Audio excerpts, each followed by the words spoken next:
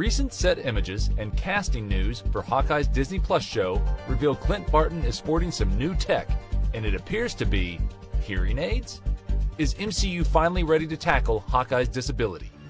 Hawkeye fans, assemble! MCU's hardest working Avenger. Yeah, you heard it.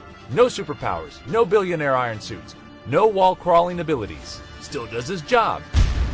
This eagle-eyed archer is moving to Disney Plus for his own TV series, and it appears MCU may finally adapt one of Clint Barton's main story arcs in the comics, going deaf.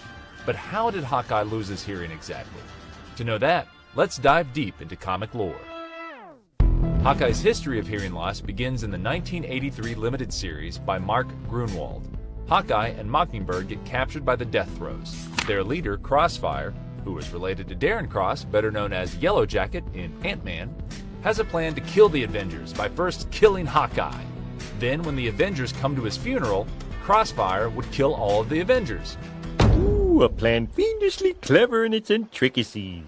In Hawkeye issue number 4, Crossfire uses a mind-controlling device which makes both Mockingbird and Hawkeye start fighting one another. They beat the crap out of each other, but at some point Hawkeye snaps out of it and slips a sonic arrowhead into his mouth. When activated, it nullifies the effects of the machine long enough for him to regain control, but it blasts out his eardrums. He's then able to KO Mockingbird safely, and Crossfire is defeated because, and this is kind of hilarious, Crossfire can't pull Hawkeye's bow. Twing! Mockingbird is the one who later gets him hearing aids and helps him adjust to being deaf. All of this is explained while Hawkeye and Mockingbird are soaking it up in a hot tub together after eloping.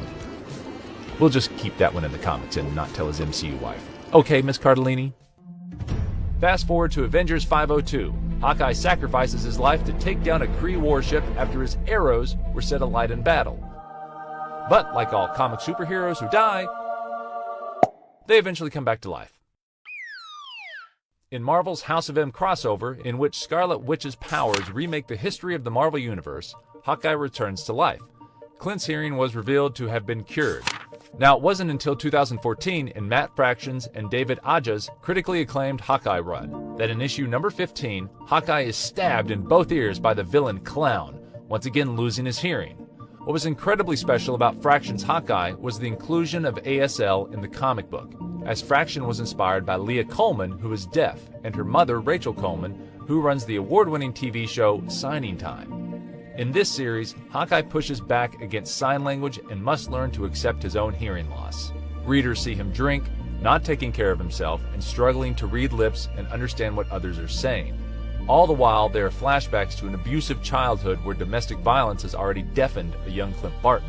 We learn, though, in Hawkeye number 19, that Hawkeye was beaten so much as a kid that his father deafened him, which means he's had hearing problems his whole life. Now, instead of kind of a plot device from the 80s that feels like it doesn't have too much significance, Fraction and Aja's Hawkeye illustrates real American Sign Language in lieu of speech bubbles. Hawkeye and his brother Barney use ASL because it's the most effective way to communicate. This really stands out in today's culture. How often do you see a comic book hero using sign language? Answer, not often. Perhaps the best part of all this is that once Hawkeye begins to use ASL with the rest of his friends and family, they completely accept him and his message without hesitation. Even your favorite Canadian merc with a mouth, Deadpool, shows his support by learning a small amount of ASL to communicate in Hawkeye vs. Deadpool. It is also revealed that his new tech, hearing aids, were created by none other than Tony Stark. In the comics, Hawkeye is hard of hearing, but in the movies that isn't really addressed. So what are your thoughts on that, or did you have any input? Oh, I didn't know about that, so thanks for making me aware of that. Okay, thank you. Now, exactly how the MCU brings about Hawkeye's deafness remains to be seen, or heard.